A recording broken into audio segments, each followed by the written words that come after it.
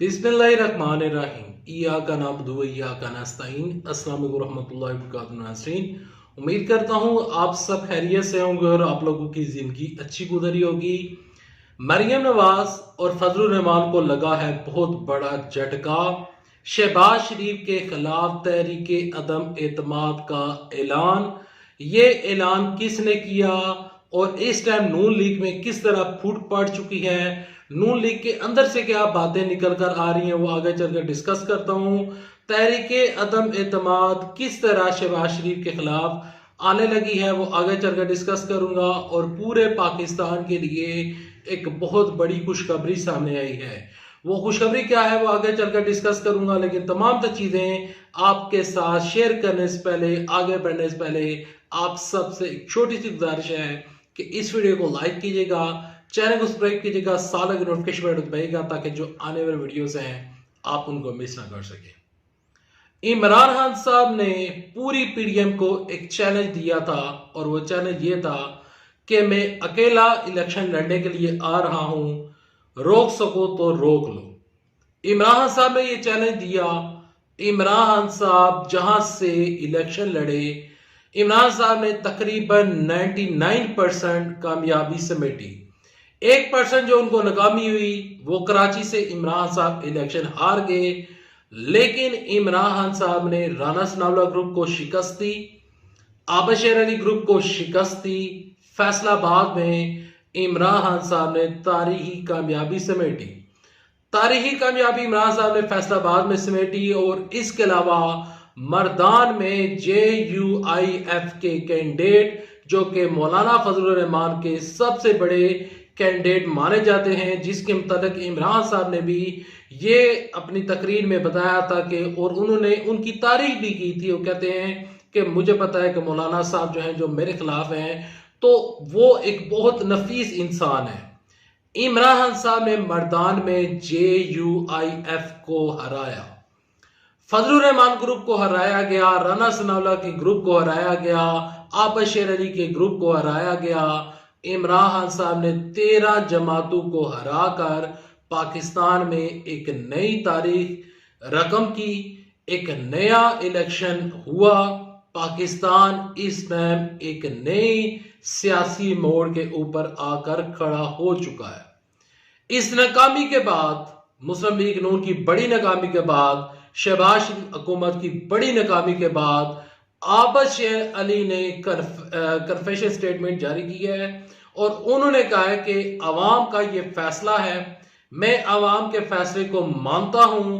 हमें बेपना मसाइल का सामना करना पड़ रहा था, जिसमें बिजली की प्राइस, जिनमें महंगाई सर फरिश्त है। इस वजह से मैं इलेक्शन हारा। अब जो ही इलेक्शन हारा गया, मरियम नवाज शरीफ साहबा की जानब से कोई ट्वीट सामने नजर नहीं आया।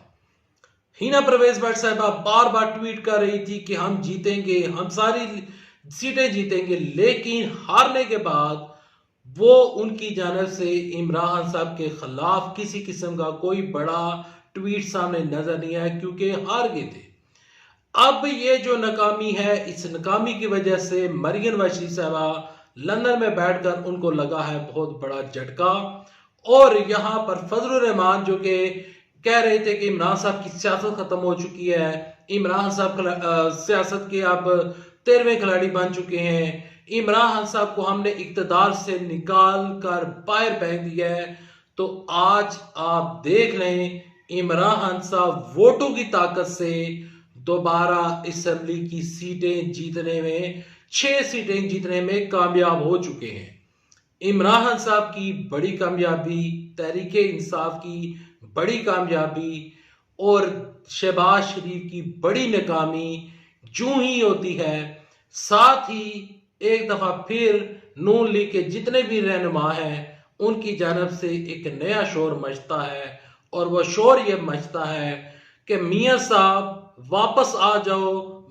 वो पंजाबी में कहते हैं, मेरी पंजाबी भी ठीक तो नहीं है, मियां वापस आ जा तेरी लोड़ पैगी। इस तरह का एक नारा नून लीग वाले मारते हैं कि मियां नवाज शरीफ जब तक सियासत में वापस नहीं आते, जब तक वो दोबारा आकर पार्टी को नहीं संभालते, तो जो पार्टी है वो आगे सरवाइव नहीं कर पाएगी।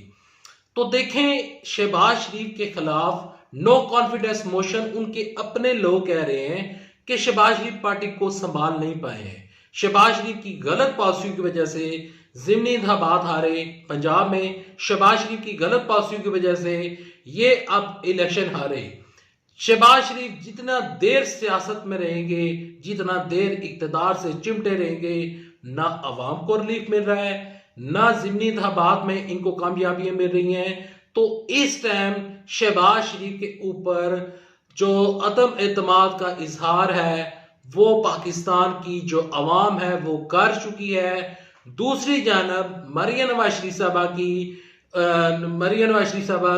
की जितनी भी ऑडियो लीक्स हुई, इमरान साहब की जितनी भी ऑडियोस लीक हुई, उसका सियासत के ऊपर जीरो असर पड़ा है और वोटर की सेहत के ऊपर जीरो असर पड़ा है। देखिए, इमरान साहब की जब ऑडियोस लीक हुई, नून लीग ने उन ऑडियोस के जरिए सियासत करने की कोशिश की। उन्होंने ये सोचा कि अब इमरान साहब को हमने नीचे गिरा दिया है, इमरान साहब, इन ऑडियोस लीक होने की वजह से इमरान साहब को वोट्स नहीं पड़ेंगे। लेकिन इमरान साहब इवेंचुअली जीत गए हैं। ऑडियोस लीक होने से सियासत नहीं की जाती कि कोई पाकिस्तान का बल्कि दुनिया का कोई मुल्क बता दे जहां से ऑडियोस लीक होने के ऊपर कोई हुकूमत जीती हो। ये तो दुनिया में कहीं नहीं होता कि ऑडियोस लीक हो जाए, दूसरे ऑपोजिशन वाले जीत जाए, तो ये काम नहीं होता। प्यारे पाकिस्तानियों, शहबाज शरीफ के साथ नून लीग वाले जो हैं वो इस टाइम साथ नहीं है, बज़ाहिर नजर आ रहे हैं, लेकिन अंदरूने खाना लोग कह रहे हैं, नून लीग वाले कह रहे हैं कि नवाज शरीफ वापस आए। अब शहबाज शरीफ अगर ठीक काम कर रहे हैं तो नवाज शरीफ वापस क्यों आए? मिफ्ता इस्माइल साहब ठीक काम कर रहे थे तो इसाक डार साहब वापस क्यों आए? तो इससे ये मुराद बनती है कि शहबाज शरीफ सिर्फ इक्तदार को अपने सीने के साथ लगाए हुए हैं, उनके साथ खड़े नहीं हैं। मरियम नवाज शरीफ साहबा ने स्टेटमेंट दी थी कि मैं शहबाज शरीफ के साथ, यानी कि उनकी पॉलिसी से ज्यादा खुश नहीं हुए, इसाक डार साहब अच्छा काम कर रहे हैं। तो इससे क्या मुराद है? नो कॉन्फिडेंस मोशन की जरूरत ही नहीं है। शहबाज शरीफ के अपने बंदे उनका साथ नहीं दे रहे। अब जो शहबाज शरीफ की ये हुकूमत है इसमें तो एमक्यूएम वाले भी साथ नहीं दे रहे। इमरान साहब की हुकूमत को पहले 3-3.5 साल कोई बड़ा क्राइसिस उनका यानी कि उनको इस तरह के क्राइसिस का शिकार उनको मैंने नहीं देखा कि अपने ही साथ छोड़ रहे हैं। इमरान साहब ज़िमनी इंतखाबात भी आ रहे थे, लेकिन उस टाइम उनके जो अपनी आवाजें थी, यानी कि उनके जो अपने बंदे थे, तो उनकी जानिब से ऐसी कोई आवाज नहीं उठी कि इमरान साहब की पॉलिसी के हम खिलाफ हैं। ऐसा नहीं हुआ था जो इस हुकूमत के होते हुए हो रहा है। यहाँ पर पाकिस्तानियों के लिए एक अच्छी खबर मैं आपके साथ शेयर करना चाहता हूँ। अच्छी खबर यह है कि आज से ठीक 4 दिन बाद फैटफ का इजलास होने जा रहा है और फैटफ के इजलास में कभी इम्कान जाहिर किया जा रहा है, बल्कि 100% यकीन के साथ कहा जा रहा है कि पाकिस्तान इंशाल्लाह ग्रे लिस्ट से निकल जाएगा और पाकिस्तान वाइट लिस्ट में आ जाएगा और पाकिस्तान पर जो उस टाइम काफ़ी पाबंदियाँ हैं वो इंशाल्लाह पाबंदियाँ हट जाएंगी। पाकिस्तान डिजिटलाइज भी हो जाएगा और इस कामयाबी का जो सिर है वो भी इमरान साहब के सर पे जाता है। अमाद अजहर की टीम ने उस टाइम काफ़ी काम किया जिसकी वजह से फैटफ से निकलने में कामयाबियाँ हो रही हैं और इंशाल्लाह ये कामयाबी इमरान साहब को मिलेगी और यहाँ पर इंशाल्लाह ये पाकिस्तान की कामयाबी है। मैं सबसे पहले इसका क्रेडिट पाकिस्तान को देता हूँ, पाकिस्तान की आवाम को देता हूँ, बाद में इमरान साहब को देता हूँ और इसके अलावा जो भी इसका क्रेडिट लेना चाहता है वो ले ले। मुझे सिर्फ और सिर्फ इससे मतलब है कि पाकिस्तान किसी तरीके के साथ ग्रे लिस्ट से निकलकर वाइट लिस्ट में आ जाए। यहाँ पर जो तहरीके अदम एतमाद है, शहबाज शरीफ के खिलाफ तहरीके अदम एतमाद, इमरान साहब कहते हैं कि हो सकता है कि तहरीके अदम एतमाद हम ले आए हो। फवाद चौधरी साहब कहते हैं कि एमक्यूएम वाले हमारे साथ राब्ते में हैं। शेख शी साहब कहते हैं कि 15 नवंबर को शहबाज शरीफ हुकूमत चली जाएगी।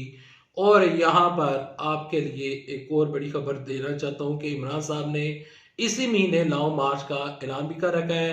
कल एक इजलास बुलाया गया था और उस इजलास में लॉन्ग मार्च के ऊपर डिस्कशन की गई थी। लॉन्ग मार्च की अपडेट जो है इंशाल्लाह इस वीडियो के बाद आपके साथ शेयर करूंगा। अभी तक के लिए इतना ही। अल्लाह हाफिज़। पाकिस्तान जिंदाबाद, अफवाज पाकिस्तान जिंदाबाद, पाकिस्तान पाइंदाबाद।